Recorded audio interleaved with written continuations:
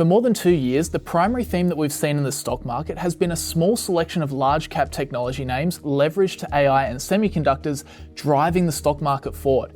Apple, Amazon, Nvidia, Meta, Google, Microsoft, Tesla. These massive stocks dominate the major indexes and have created an illusion of a massive bull market.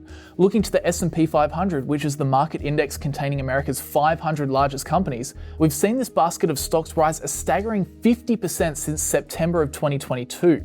For context, the long-term average return of the S&P 500 is around 10% per year, so 50% in 2 is absolutely crazy. But when you take these companies out and look to the smaller, lesser known stocks in the American market, the story changes quite a bit. Over that same time period, these smaller companies haven't gone up at all. Well, recently that seems to be changing, with money flooding out of the high-flying Magnificent Seven and flowing back into smaller companies. This effect is being labelled throughout the media as the Great Rotation, and it could be the first sign of the US stock market starting to correct.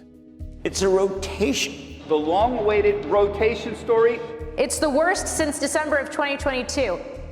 If we consider current macroeconomic conditions, what the stock market has done over the past 2 years almost defies logic. Interest rates have risen from effectively 0 to now 5.5%, the highest levels we've seen since the turn of the century.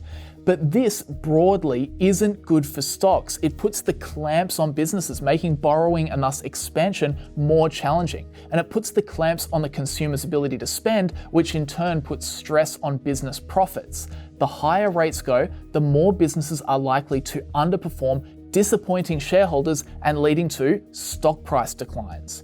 But turning to a major market index like the S&P 500, you'd have no idea these macroeconomic conditions were currently in place, as the index has continued to rip to new all-time highs. And this, quite simply, is due to investor speculation around the future potential of AI, which has caused huge sums of money to flow into just 7 mega cap businesses at the very top end of the market. Collectively, the Magnificent Seven climbed 75.71% during 2023, causing the S&P 500 to rise 26%.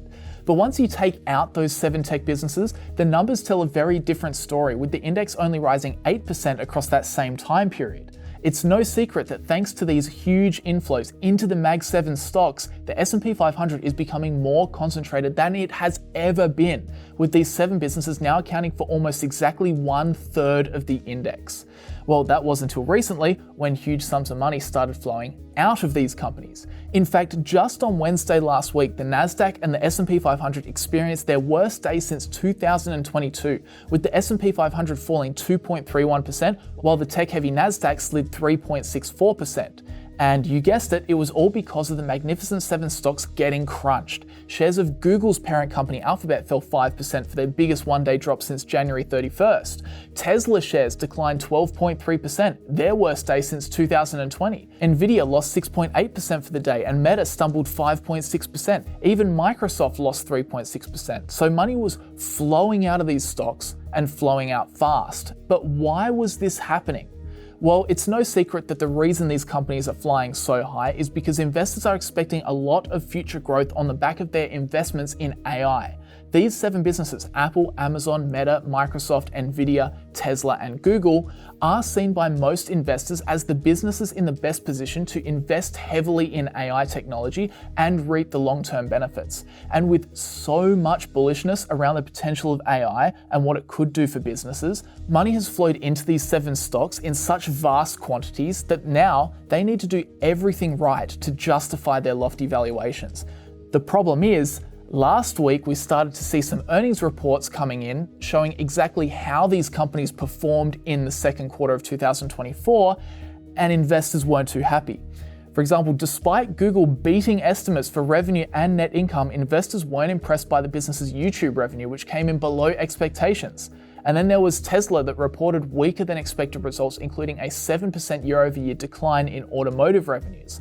This set the tone for investors, who started pulling money out of these and the other Magnificent Seven stocks, even before some of them had released their earnings. But the crazy thing about all this is, when you look at both of these businesses' financials, they weren't even that bad. Tesla we knew would be under pressure due to the cyclical nature of the automotive industry, but looking to Google, we can see that they posted 14% year-over-year revenue growth. They grew their operating income, improved their operating margin to 32%, and took home $23.6 billion in net income, up 28% year-over-year.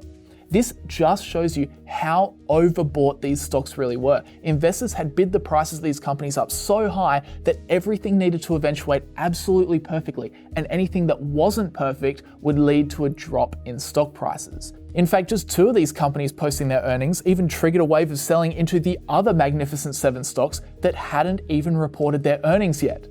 But the interesting thing in my mind is not so much the tech correction itself, but where this money ended up flowing to. Because the trend being discussed throughout financial media at the moment is the rotation of money out of the high-flying tech stocks and into the beaten down smaller caps that haven't had the same level of investor support over the past few years. Many financial news sites are currently discussing the price movements of the Russell 2000 index, which is a small cap index composed of the smallest 2,000 stocks from the Russell Total Market Index, which is the Russell 3000 index, which covers 97% of the US stock market. And when you look at that index, you can see that over the last 2 years, you've not really seen all that much movement. In fact, these smaller businesses have been struggling and their share prices have been relatively beaten down. Well, that is of course until recently, with the index up around 11% in the space of just 1 month. And if you overlap the charts of the S&P 500 and the Russell 2000, it's almost a perfect match. The Magnificent 7 stocks have been falling as investors sell, at the same time as the small caps have been rising as investors have been buying. Why is this? Well, there is the most obvious argument, which is one of valuation, where investors are taking profits from one set of overvalued companies and shifting that money into beaten down stocks that offer better value. But there is one more factor that is more likely to have triggered the great rotation, and it goes back to this guy and his merry little Federal Open Market Committee. It's no secret right now that the Federal Reserve is putting the clamps on the economy. Interest rates were at 0, but across 2022 and 2023, rates were hiked steeply to 5.5% to help slow inflation. But what does this mean for businesses? Well, it means that the clamps get put on them too. The main 2 effects are tougher sales conditions, as people generally have less to spend, and also tougher conditions to take on debt. And it's this second factor which really keeps the smaller businesses down, while the Magnificent 7 has been able to race ahead. And it's because in most instances, a small company is much more dependent on things like debt to survive. Many startups or small businesses don't even make consistent profits yet and frequently need to turn to business loans and investors to source more money. On the other hand, big established profitable companies like Apple or Google or Microsoft simply won't get affected as much by higher interest rates. I've used this example recently, but you can take Alphabet for example, parent company of Google. In the most recent quarter, they had to pay $67 million of interest on their debts. Now that sounds like a lot of money until you consider the fact that they have around $27 billion of cash just sitting on the sidelines. As you can imagine, interest rates would have to be really, really high in order to even bother Google. A great analogy I like to use is going down like a really crappy road with potholes everywhere, big bumps in the asphalt, bits of gravel left, right, and center. It's just the worst road. What would you rather use to take on that road? A moped or a tank?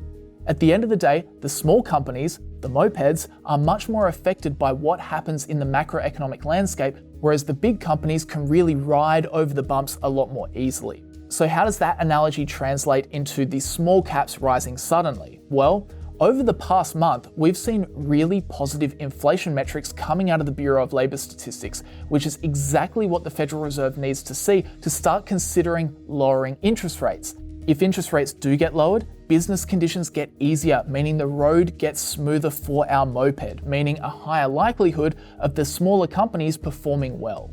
And while it's unknown whether the Federal Reserve will lower interest rates anytime soon, of course, in financial markets, these bits of information get priced in as soon as they're known. Thus, we've seen money flowing into these small cap businesses captured in the Russell 2000 index. And this macroeconomic news also has a flow-on effect into earnings estimates for the small cap companies. As you can see from this MarketWatch article, they note the pace of year-over-year earnings growth for stocks in the small cap 600 index is set to start outpacing that of their large cap peers later this year, according to Bank of America Global Research. The trend should continue through 2025. And without this optimism, small caps likely won't be able to maintain their momentum. And you can see from their provided chart that the earnings predictions from smaller caps over the next year or so are expected to outpace that of the larger stocks. And when you consider that the smaller stocks as a group are much cheaper, you can understand why the big money is flowing out of the overvalued large caps and into the smaller caps. Now, of course, this doesn't at all mean that this situation will come true. In reality, we really have no idea how the earnings will fare from these two groups, but the big money loves to get into these sort of broad guessing games and does look at future predictions. And we can see that having an impact on the stock market right now. But overall, guys, that is what people are talking about when they are referring to this great rotation that's happening in the stock market at the moment. If you enjoyed this video, please consider subscribing. I also just wanted to say a quick welcome to all the new subscribers that have started following the channel over the past few weeks on the back of my US debt video that really took off. It's really good to have you guys here. And lastly, if you'd like to learn how to pick stocks the Warren Buffett way, or if you'd like to learn about maybe passive investing instead, definitely check out New Money Education in the description. And that's also the best way to financially support the channel as well. So thank you if you do decide to go and join the squad over there. I really appreciate it. But with that said, guys, please leave a like if you enjoyed, and I'll catch you guys in the next one.